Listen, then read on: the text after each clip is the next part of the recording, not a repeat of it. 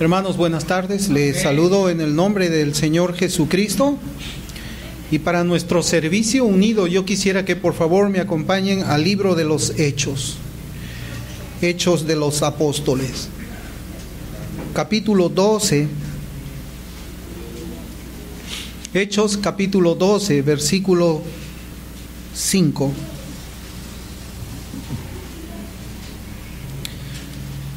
La Escritura dice: así que Pedro estaba custodiado en la cárcel, pero la iglesia hacía sin cesar oración a Dios por él. En la versión de la Biblia de las Américas dice de esta manera: así pues, Pedro era custodiado en la cárcel, pero la iglesia hacía oración ferviente a Dios por él. Hermanos, en esta oportunidad yo quisiera que nosotros continuemos con nuestra serie, una iglesia nuevo testamentaria, como el modelo para nuestra iglesia aquí en la tierra, como el modelo para esta iglesia local a la cual nosotros asistimos y servimos al Señor. La palabra de Dios es la que nos provee a nosotros el patrón o el molde que nosotros como iglesia local debemos de seguir. Solamente la Escritura o sola Escritura es aquella que es nuestra regla de fe y de práctica, y que nos dice cuál es el modelo que nosotros debemos de seguir como una iglesia nuevo testamentaria. No es la imaginación mía, no es la imaginación de ninguna de las personas que se reúnen aquí. Nosotros creemos que la Escritura es completa y nosotros no tenemos necesidad de adicionar nada a ella. Y tampoco debemos de quitarle nada en cuanto a las enseñanzas de sus doctrinas. Eso es lo que nosotros creemos.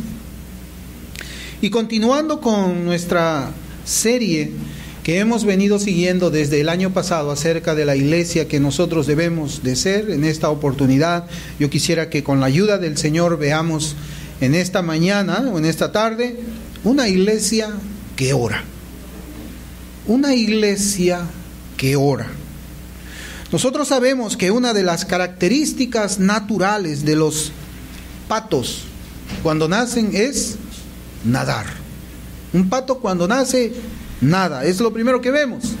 La mamá pata lleva los patitos recién nacidos y ellos nadan. No sabemos cómo aprenden a nadar o quién les enseña. Simplemente su instinto natural es el que los hace a ellos saber nadar. De la misma manera también cuando nace un pez, lo que el pez hace de manera natural, de manera instintiva es nadar. La madre no tiene necesidad de enseñarle a nadar a un pez, ni a un delfín, ni a una ballena. De la misma manera cuando un pecador es convertido de las tinieblas a la luz admirable de Cristo, lo primero que aprende a hacer es orar. Orar, y así lo enseña la Escritura en Hechos 9:11, cuando habla de la conversión de Saulo de Tarso, quien es el apóstol Pablo.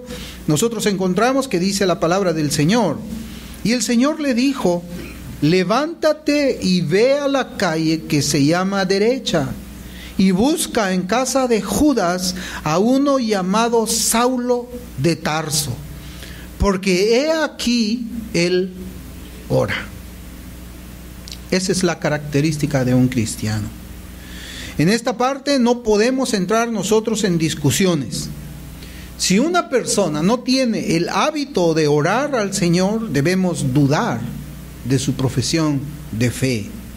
No estamos hablando de las oraciones que hacemos a Dios cada vez que vamos a pasar los alimentos. Tampoco hablamos de las oraciones que elevamos a Dios cuando estamos en medio de las aflicciones, sino que hablamos de las oraciones en el lugar secreto, en el lugar donde el Padre que está en lo secreto escucha, ve, como dice la Escritura. Un profesante de fe cristiana que no ora le ha engañado su corazón con respecto a la salvación de su alma.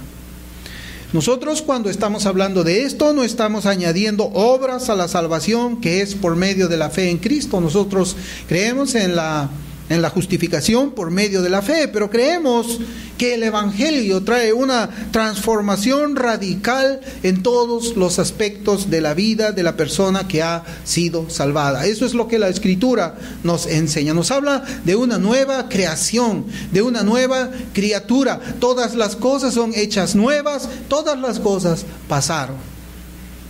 Y uno de esos cambios es que ahora invoca el nombre del Señor. Lo invoca como un hábito en su vida cristiana. Lo invoca porque siente necesidad de invocar al Señor. Esa es la diferencia entre los creyentes de los que no son creyentes. Esa es la diferencia entre el pueblo de Dios de aquellos que no son pueblo de Dios. El salmista en el Salmo 79:6 dice: derrama tu ira sobre las naciones que no te conocen y sobre los reinos que no invocan tu nombre. Por eso decimos, esa es la diferencia entre una persona que ha sufrido conversión radical por parte del Espíritu Santo de una persona que ha hecho solamente una profesión vacía de fe. Pero en esta oportunidad, hermanos, yo quisiera que nosotros, con la ayuda del Señor, hablemos de la oración como iglesia. Una iglesia que ora. Lo que también se conoce como una oración unida. Yo estaba conversando con los hermanos antes de tratar este tema, de que en los Estados Unidos se le conoce como la oración corporativa, o la oración del cuerpo local que se reúne en un edificio en particular, la oración corporativa, la que se lleva a cabo en el lugar donde acostumbran a reunirse los hermanos para adorar a Dios el primer día de la semana. Esa es la oración a la cual nosotros vamos a estar meditando en esta tarde con la ayuda del Señor. La oración unida. Ya hemos hablado que un cristiano ora, debe orar, y debe hacerlo no porque el pastor le insista, no porque el pastor le llame por teléfono, no te olvides de orar, o la mamá le despierte, tienes que orar, hijo, no te olvides, o la esposa al esposo, y así. No, el creyente naturalmente busca a Dios en oración, ora a su Señor. Lo que nosotros debemos decir es que la oración corporativa o unida es en nuestros días una tarea olvidada. Es una idea desechada. Generalmente las iglesias tienen más concurrencia los días domingo que los días de oración.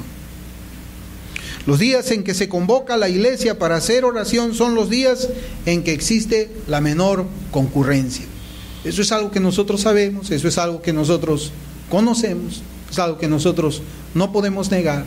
Pero con la ayuda del Señor yo quisiera en esta mañana animarlos, exhortarlos a que se reúnan como congregación también para orar al Señor, porque ese es el modelo de la iglesia nuevo testamentaria.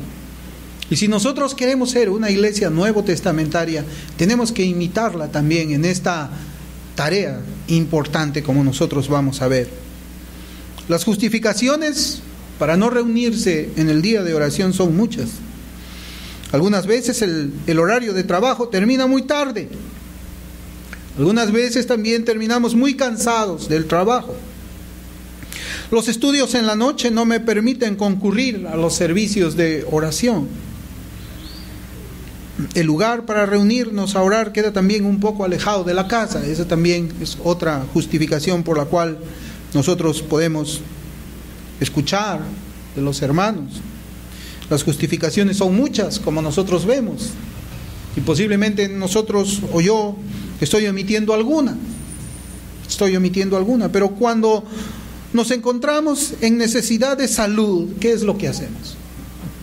Cuando nos encontramos en necesidad de trabajo, cuando nos encontramos en necesidad del favor de Dios, nos acercamos buscando las oraciones de los santos. ¿Es verdad o no es verdad lo que estamos diciendo? A veces tenemos nosotros que esperar llegar a una situación tan difícil, que es lo único que nos mueve a nosotros, reunirnos con los santos para pedirles que oren por nuestras necesidades personales. Pero yo pregunto, ¿debemos esperar la enfermedad de nuestro cuerpo para orar juntos como iglesia? Deberíamos decirle: Señor, manda una enfermedad a toda esta iglesia local, y si es posible una enfermedad terminal, para que puedan venir todos los días miércoles a estar reunidos aquí y orar. Debemos esperar quedarnos nosotros sin un trabajo para venir a orar. Tenemos quizás que esperar nosotros que no estudiemos, que el Señor nos quite la bendición de estudiar para acercarnos a orar a su templo. La iglesia, quizás en la iglesia primitiva, se reunía mucho porque era una iglesia perseguida. Era una iglesia que no tenía la posibilidad de trabajar porque los cristianos estaban excluidos de los sindicatos en la iglesia primitiva. Era pues un delito ser cristiano, y ellos tenían que vivir en las catacumbas y buscar su comida en el exterior, enviar 2, 3 personas, enviar niños para traer provisiones. Y quizás ese estado de persecución era lo que mantenía a esta iglesia unida en las oraciones, unidas o corporativas, como yo les estoy diciendo. Pero las Escrituras nos demuestran algo acerca de la oración unida, que es lo que yo también quisiera compartirles esta tarde. Nos demuestran que la oración en unidad del pueblo de Dios es de suma bendición para promover una cristiandad genuina. Es de suma bendición. Así como también es de bendición para que el avance del Evangelio de Cristo se haga aquí en la tierra. Hay un pasaje que nosotros conocemos mucho que queda en 2 de Crónicas 7:14, y seguramente lo hemos escuchado varias veces, y yo quiero traerlo a la memoria de nuestros corazones en esta tarde. 2 de Crónicas 7:14 dice: y si se humillare mi pueblo, sobre el cual mi nombre es invocado, y oraren, y buscaren mi rostro, y se convirtieren de sus malos caminos, entonces yo oiré desde los cielos, y perdonaré sus pecados, y sanaré su tierra. ¿Cuántas veces hemos escuchado nosotros este hermoso, este bello pasaje de las Escrituras? Y lo hemos relacionado inmediatamente con los grandes avivamientos que ha habido durante la historia de toda la iglesia. En este versículo, hermanos, se nos habla de la unión del pueblo de Dios para invocar su nombre. Una unidad para invocar el nombre de nuestro todopoderoso Dios. Este es un pasaje que usamos mucho nosotros para hablar del avivamiento. Muchas veces creemos que el avivamiento se da solamente cuando el Espíritu del Señor trae convencimiento de pecado a todas las multitudes en un tiempo determinado, al mismo tiempo. Pero avivamiento, hermanos, significa dar vida. Dar vida espiritual a que necesitan las personas que se encuentran sin Cristo por el mundo, y dentro de los cuales también tenemos muchos familiares de nosotros. Avivamiento. Nosotros no podemos quedarnos descansando en la doctrina de la predestinación. Eso es un mal que encontramos también en esta generación en la cual estamos viviendo nosotros. Se han elevado algunos grupos, se han levantado, que dicen que bueno, no es necesario presentar la libre oferta del Evangelio, no es necesario que nosotros salgamos a predicar el Evangelio a las calles. Aquellas personas que son escogidas por Cristo en la eternidad pasada, de una o de otra manera, ellos serán salvados. Pero hermanos, la palabra del Señor dice: la fe viene por el oír, y el oír viene por la palabra del Señor. Nosotros no podemos decir si están predestinados, se salvarán. Dios lo hará de una manera o lo hará de otra manera. No, hermanos. Nosotros lo que hacemos es clamar a Dios por la salvación de nuestras familias. Oramos al Señor también para que el Señor salve a las personas que nosotros conocemos, que no necesariamente pertenecen a nuestras familias. Que oren por nuestros vecinos, oramos por nuestros vecinos, oramos por nuestros gobernantes. La predestinación no es una justificación para la inacción, En 2 de Samuel, capítulo 10, versículo 12, dice: esfuérzate y esforcémonos por nuestro pueblo y por las ciudades de nuestro Dios, y haga Jehová lo que bien le parece. Esfuérzate y esforcémonos por nuestro pueblo y por las ciudades de nuestro Dios, y que haga Jehová lo que bien le pareciere. Nosotros tenemos que esforzarnos, nosotros tenemos que orar, tenemos que hacer lo que Dios nos manda.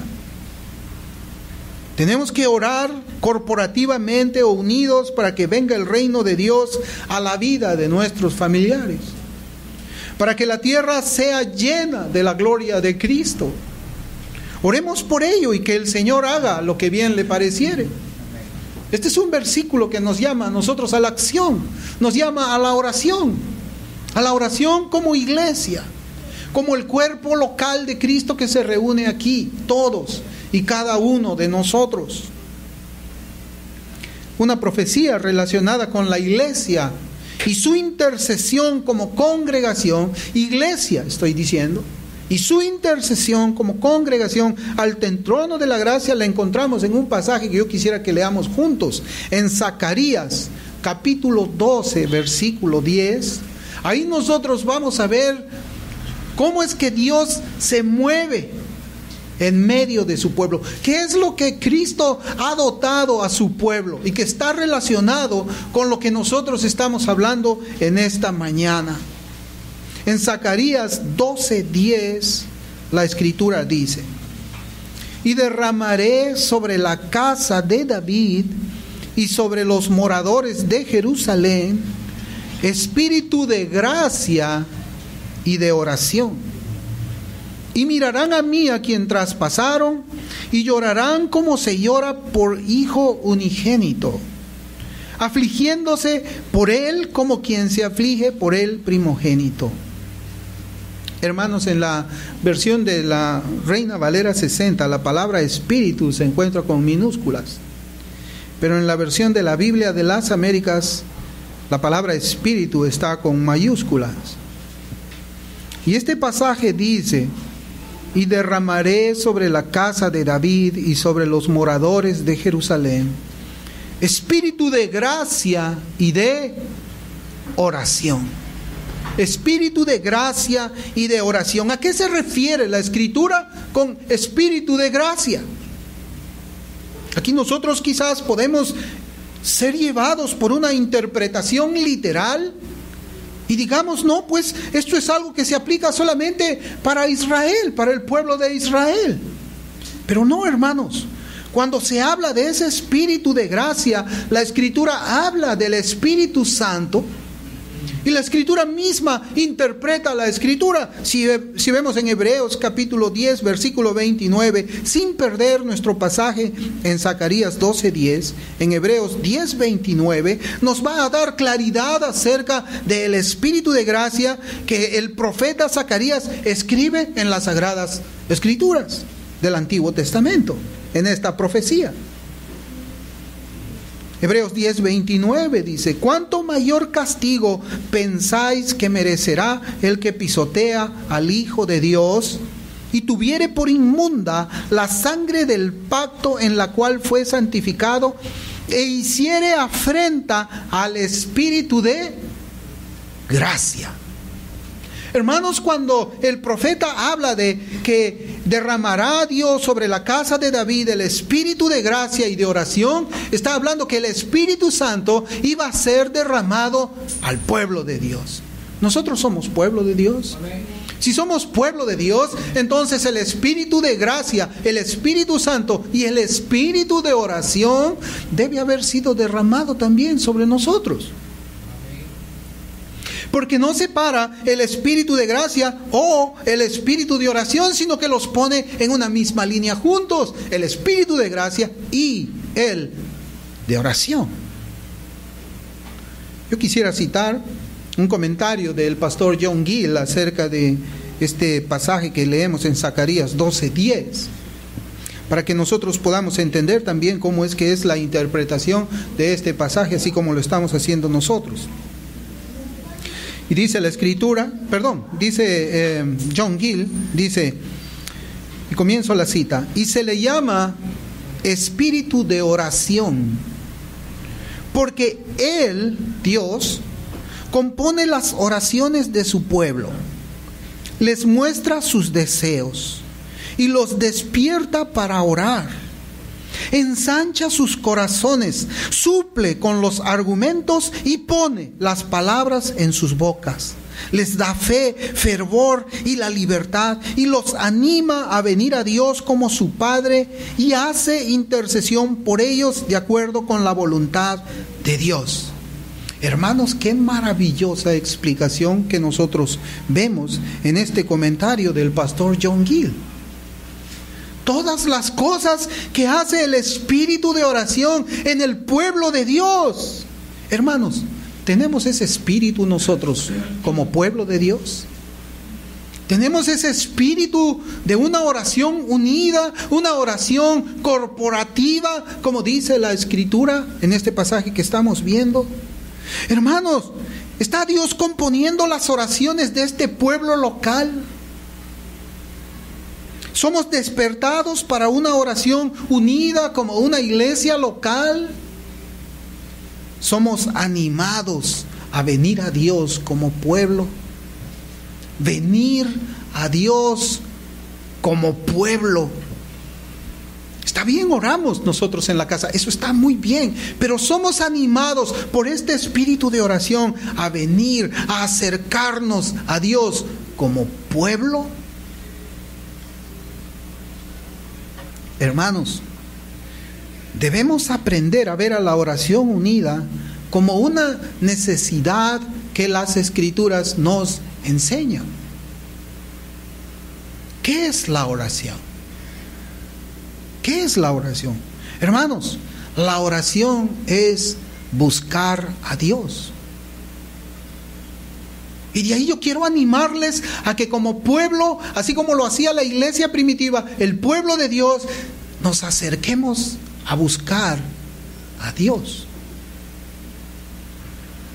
En 2 de Crónicas, capítulo 26:5, dice la Escritura, 2 de Crónicas 26:5, y persistió en buscar a Dios en los días de Zacarías, entendido en visiones de Dios, y en estos días en que buscó a Jehová, Él le prosperó. La versión Biblia al Día lo dice de esta manera: y mientras vivió Zacarías, quien lo instruyó en el temor de Dios, se empeñó en buscar al Señor. Mientras Uzías buscó a Dios, Dios le dio prosperidad. Hermanos, si nuestra iglesia unida busca a Dios, entonces será prosperada por Dios. Y esa prosperidad, hermanos, no solamente será espiritual, yo estoy seguro que también va a ser material. Si nosotros siguiéramos el ejemplo del pueblo de Dios en el Antiguo Testamento y de la iglesia primitiva en el Nuevo, buscando a Dios como pueblo, hermanos, vamos a obtener prosperidad, bendición. Somos una iglesia que busca al Señor. No estoy preguntando individualmente. No estoy preguntando a cada uno de nosotros. No estoy diciendo, hermana, usted busca a Dios, hermano, usted busca a Dios, niño, tú buscas a Dios. No, estoy preguntando, somos una iglesia, somos un pueblo que busca a Dios unido. Es verdad que trabajamos, hermanos, pero ¿qué hacemos cuando salimos temprano del trabajo? Buscamos reunirnos con el pueblo para buscarle a Dios. Es verdad que estudiamos también, pero ¿qué hacemos cuando salimos temprano de nuestros estudios, en el día en que el pueblo se está reuniendo para orar aquí en este lugar? Nos unimos también en oración. Hermanos, ¿qué hacemos en donde quiera que nosotros estemos mientras la iglesia aquí está invocando el nombre del Señor? ¿Qué hace cuando estamos nosotros en nuestro tiempo libre? ¿Preferimos quizás la conversación vana de los amigos? Quizás usamos ese tiempo disponible para entretenernos. Hermanos, yo le pregunto a su corazón, ¿qué hace usted los días miércoles por la noche cuando aquí se reúne la iglesia para clamar a Dios? ¿Está viendo usted televisión? ¿Está usted en el cine? ¿Dónde está usted? ¿Dónde están las prioridades en su corazón mientras el pueblo aquí está reunido? ¿Qué hace usted mientras sus hermanos y sus hermanas aquí están invocando el nombre del Señor? Hermanos, la oración es buscar a Dios, ya lo hemos dicho. Pero la oración también es traer a Dios con nosotros. La iglesia le busca a Dios, la iglesia invoca a Dios. Y qué bonito esa palabra, le busca a Dios, como si Dios estuviese escondido. La iglesia le busca a Dios. Cuando lo encuentra a Dios, lo abraza y lo trae aquí con nosotros. Hermanos, la oración es traer a Dios aquí para que tenga comunión con la iglesia. ¿Cuántas bendiciones necesitamos nosotros como congregación? ¿Cuántas? Y Dios está allí, escondido, esperando que su pueblo le busque. Y no se esconde más, sino que Dios se deja encontrar. Dios se deja encontrar, se deja abrazar y Dios se deja traer para aquí. Hermanos, ¿qué hacemos nosotros en lugar de estar buscándole como pueblo? ¿Dónde está nuestro pensamiento? ¿Dónde está nuestra prioridad? No debería estar nuestro deleite en buscar, encontrar y traer a Dios aquí con nosotros. No debería estar ahí nuestro deleite. Hermanos, la oración unida nace de Dios, quien pone en el corazón de su pueblo la unión voluntaria y visible para invocar al Dios de los ejércitos, a Jehová de los ejércitos. Nace del conocimiento de nuestras debilidades y de la necesidad de la gracia de Cristo para su pueblo. Nace de allí también. Nace de la necesidad de buscar la presencia y comunión con Dios. Nace de la necesidad de la dirección divina para nosotros. ¿A quién debemos nosotros de invocar para pedir dirección en este cuerpo de Cristo que está aquí reunido en este día? A Dios. ¿Y cómo lo vamos a hacer si no le invocamos? Nosotros tenemos servicios evangelísticos. Cada último domingo de cada mes nosotros tenemos servicios evangelísticos aquí en la iglesia. Entonces necesitamos orar unidos por el favor de Dios. ¿Qué bendición puede traer Dios a la palabra aquí, a este pueblo, a este lugar, si nosotros no lo buscamos en oración? Y saben, hermanos, yo les voy a contar algo que no recuerdo bien los nombres, pero sí recuerdo las personas. Yo siempre he sido muy opuesto al ministerio de Charles Finney. Charles Finney para mí no fue un buen predicador, no fue un buen teólogo. Charles Finney prácticamente negaba muchas cosas. Si nosotros leyéramos la teología de Charles Finney, diríamos que ese hombre de allí fue, pues, hermanos, hasta un hereje. Y ese hombre fue conocido porque él hacía cruzadas evangelísticas en muchos lugares. Pero había un hombre dentro del equipo de Charles Finney que le llamaban el padre Nash, me parece, el padre Nash. Yo puedo verlo. ¿Saben qué cosa era lo que hacía el padre Nash? Él tenía un grupo de personas que estaban acompañando siempre a Charles Finney, el padre del decisionismo. Y ese grupo, cuando sabía que Charles Finney iba a hacer una predicación evangelística en un determinado lugar, esos hombres iban una semana antes, alquilaban el cuarto de un hotel y no salían durante los 7 días, porque los 7 días estaban orando en ese pueblo para que cuando Charles Finney llegue a ese lugar, las almas estén preparadas, la presencia de Dios esté allí en ese lugar.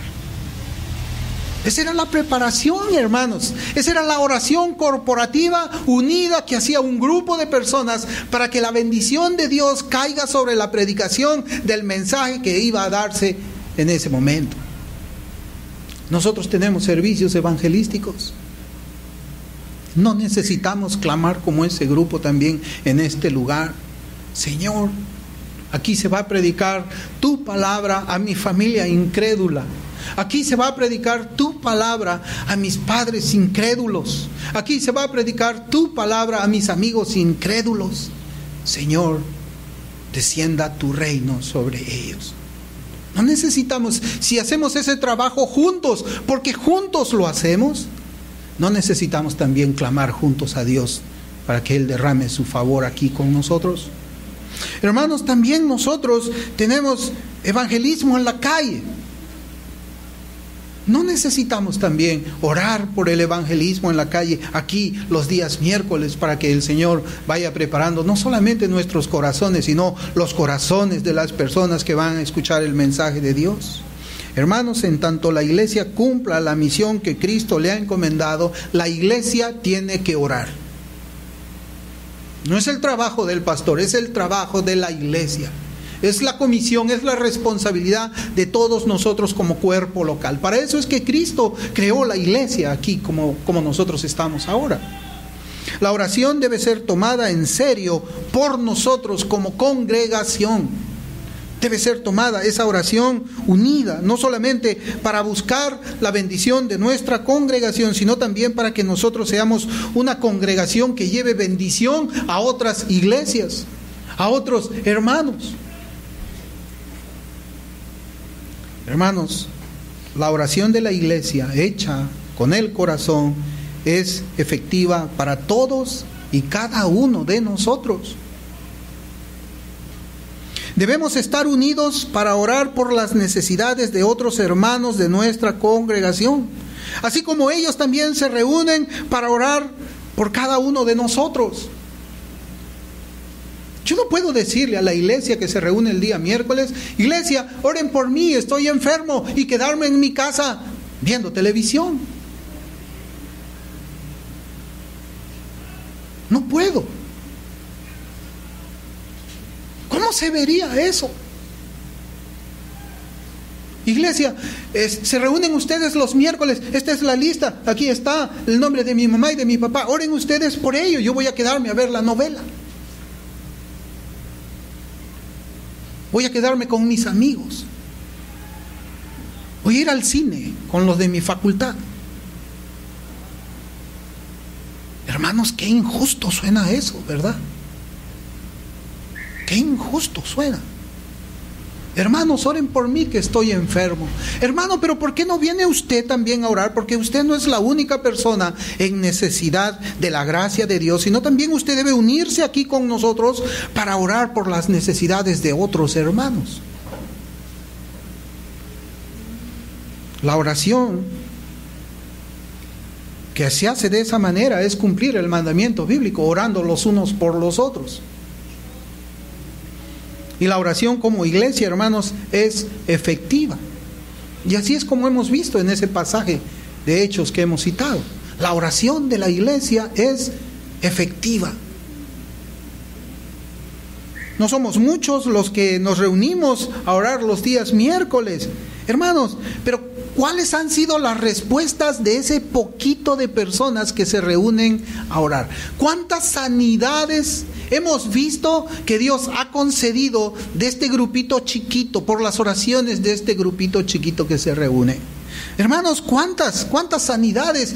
Y sanidades milagrosas. No estamos hablando así de bajar una fiebre. Estamos hablando, hermanos, de poner riñones nuevos en un cuerpo donde los riñones no servían.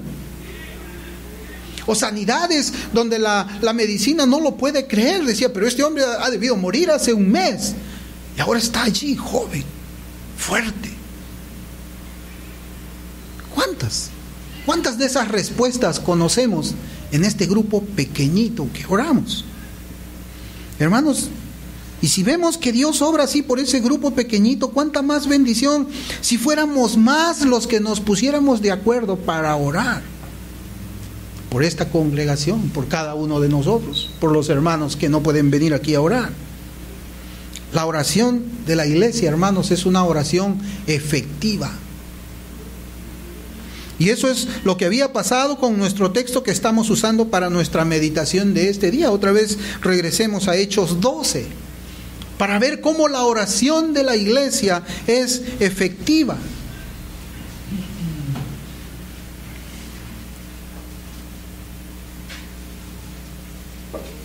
Hechos 12:5, nuestro texto dice: así que Pedro estaba custodiado en la cárcel, pero la iglesia hacía sin cesar oración a Dios por él. Pero ¿qué es lo que había pasado antes? ¿Qué es lo que había ocurrido antes? Hermanos, vamos a leer los versículos del 1 al 4 para ver el contexto. En aquel mismo tiempo el rey Herodes echó mano a algunos de la iglesia para maltratarles y mató a espada a Jacobo, hermano de Juan. Y viendo que esto había agradado a los judíos, procedió a prender también a Pedro. Eran entonces los días de los panes sin levadura. Y habiéndole tomado preso, le puso en la cárcel, entregándole a 4 grupos de 4 soldados cada uno para que le custodiasen. Y se proponía sacarle al pueblo después de la Pascua. Bueno, hermanos, imaginemos nosotros cuál era la situación de Pedro que se encontraba aquí. Herodes había puesto una guardia de 4 grupos de 4 soldados cada uno para que le custodien. Esto, hermano, podría ser algo así como una prisión de máxima seguridad, una prisión inexpugnable, una prisión donde nadie podría entrar a salvarle. Hablando en nuestros días ahora, sería como un Alcatraz donde nadie, o el que entra no puede salir, y nadie puede entrar a salvarlo porque los guardias están protegiendo la prisión. Y es en ese contexto en que nosotros vemos que la iglesia ora. La iglesia ora sin cesar. La iglesia ora fervientemente cuando todos los pronósticos están en contra. La iglesia ora fervientemente cuando la medicina dice: este hombre se va a morir. La iglesia ora fervientemente cuando vemos de que las personas que amamos están sin salvación. La iglesia oró fervientemente por la necesidad de uno de sus miembros. ¿Y qué sucede después? Versículos del 6 al 10.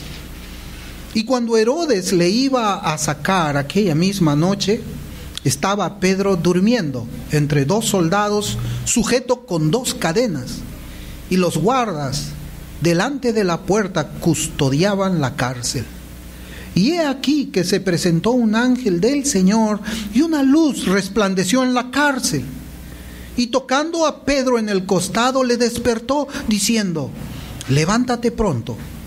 Y las cadenas se le cayeron de las manos. Le dijo el ángel: cíñete y átate las sandalias. Y lo hizo así. Y le dijo: envuélvete en tu manto y sígueme. Y saliendo le seguía, pero no sabía que era verdad lo que hacía el ángel, sino que pensaba que veía una visión. Habiendo pasado la primera y la segunda guardia, llegaron a la puerta de hierro que daba a la ciudad, la cual se les abrió por sí misma. Y salidos pasaron una calle, y luego el ángel se apartó de él. Hermanos, la iglesia estaba orando. Y mientras la iglesia oraba, si usted sigue todo el contexto de este bello capítulo, se va a dar cuenta de que mientras todo esto estaba sucediendo, la iglesia todavía estaba orando. Tanto así que cuando Pedro llega al lugar donde estaba reunida la iglesia orando y toca la puerta, no creían que ya Pedro había sido soltado, liberado. Y es porque la oración unida de la iglesia es efectiva. Es efectiva. El puritano Thomas Watson dice de esta liberación de Pedro en esta frase muy cortita. Lo dice así, comienzo la cinta. El ángel puso a Pedro fuera de la prisión, pero fue la oración la que puso al ángel dentro de ella. El ángel puso a Pedro fuera de la prisión, pero fue la oración de la iglesia unida la que puso al ángel dentro de aquella prisión. Hermanos, la oración de la iglesia es efectiva. Y así, hermanos, era la costumbre de la iglesia primitiva. Y ustedes recordarán los pasajes. En Hechos capítulo 1, versículo 14, todos estos perseveraban unánimes en oración y ruego con las mujeres y con María, la madre de Jesús, y con sus hermanos. Perseveraban unánimes en la oración. Hechos 2:42, otro pasaje que también conocemos. Y perseveraban en la doctrina de los apóstoles, en la comunión unos con otros, en el partimiento del pan, y perseveraban en las oraciones. Hermanos, ¿cómo lo estamos haciendo nosotros? Ese es el modelo bíblico. Ahora, ¿cómo lo estamos haciendo nosotros? Yo no quisiera que esta predicación sea solamente, wow, qué bonito predicó el pastor de la oración, qué bello, que nunca había visto así la liberación de Pedro. No, hermanos, yo no quiero solamente llenarles a ustedes sus corazones y sus intelectos de esta bellísima historia de la liberación de Pedro. Yo lo que quisiera es que esta predicación toque el corazón de ustedes, miren a Dios y comencemos a reunirnos y ser una iglesia nuevo testamentaria, una iglesia que ora. Es lo que yo quiero, persuadirles a ustedes por medio de la Escritura a perseverar unánimes como iglesia en la oración. Es eso. Que estemos así nosotros los miércoles. Predicamos 40 minutos, oremos 45, 50, una hora. Hay mucha necesidad. ¿Cómo lo estamos haciendo nosotros?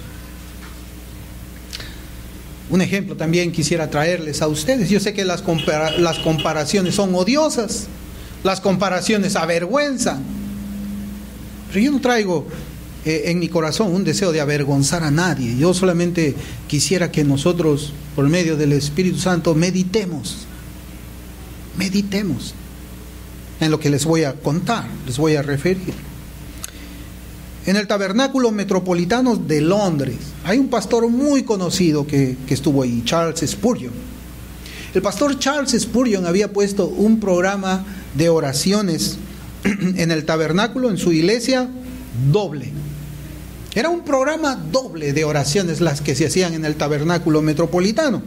En esa iglesia los servicios de oración eran uno a las 7 de la mañana y el otro era a las 7:30 de la noche. Todos los días. Hermanos, estos servicios eran todos los días. ¿Cómo ve? ¿Qué dirían ustedes si yo también dijera, hermanos, nosotros vamos a hacer igual? Vamos a tener un servicio de oración aquí a las 5 de la mañana todos los días y el otro va a ser a las 5 de la tarde todos los días. Bueno, yo les estoy refiriendo ahora el ejemplo de la iglesia de Spurgeon. Hermanos, ¿cuántas personas creen ustedes que se reunían en cada uno de esos servicios? No eran 100. No eran 500 tampoco. Hermanos, no eran 1000. Eran 3000 personas que se reunían en cada servicio de oración en esa iglesia.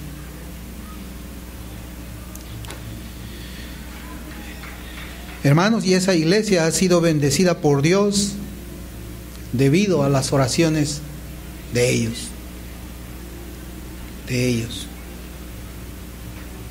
Hermanos, también podríamos hablar de la manera como se iniciaron los grandes avivamientos del pasado. Todos esos grandes eventos maravillosos se iniciaron con la oración del pueblo de Dios. Acuérdese de Crónicas 7:14. Y es más, Jonathan Edwards escribió acerca de la importancia de la oración como un acto previo al gran avivamiento en sus días. Queremos un avivamiento, pero queremos un avivamiento verdadero. Yo hace mucho tiempo, hermanos, prediqué un sermón que se llamaba Avivamiento Reformado, que en realidad era una mueca, una triste comparación. No debía haberse llamado avivamiento tampoco. Era solamente una cuestión intelectual de las doctrinas de la gracia. Era como había dicho temprano, era un evangelio que no cambiaba el estilo de vida de las personas. Pero aquí nosotros hablamos de un gran avivamiento, un avivamiento verdadero, un avivamiento que cambia el corazón, un avivamiento que cambia el estilo de vida de las personas, no un avivamiento de esos que a veces nosotros escuchamos. Hermanos, queremos un avivamiento para nuestros hogares. Venga a orar con el pueblo de Dios. Queremos un avivamiento en esta iglesia. Venga a orar también aquí con el pueblo de Dios. Le invito. Venga a orar junto con sus hermanos en Cristo. Queremos un avivamiento para nuestra ciudad, porque eso es lo que a veces nosotros hablamos. Hermanos, juntémonos en el nombre de Cristo y pidámosle a Dios por ello. Busquemos al Señor juntos. Tomemos al Señor juntos.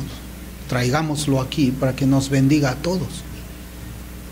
Hermanos, seamos una iglesia nuevo testamentaria. Seamos una iglesia que busca a Dios. Seamos una iglesia que trae a Dios a este lugar. Hermanos, seamos una iglesia que ora. Vamos a orar. Gracias te damos, Señor, por tu palabra. Padre bueno, que este mensaje sea guardado en nuestros corazones, Señor, y que lo pongamos por práctica. Que yo haya podido persuadir a los hermanos de la importancia y la efectividad de la oración como iglesia, usando tu palabra. Señor, solamente a ti te toca el resto. Tú eres el predicador interno, yo soy el externo. Tú eres el que pones esta predicación, Señor, por obra. Tú eres la que la pones y la siembras y la riegas en el corazón de tu pueblo. Pero también, Señor, somos responsables. Ayúdanos, Señor, a animarnos por tu palabra, a buscarte y a traerte aquí, Señor. Te damos las gracias. Te damos las gracias en el nombre de Jesús. Amén.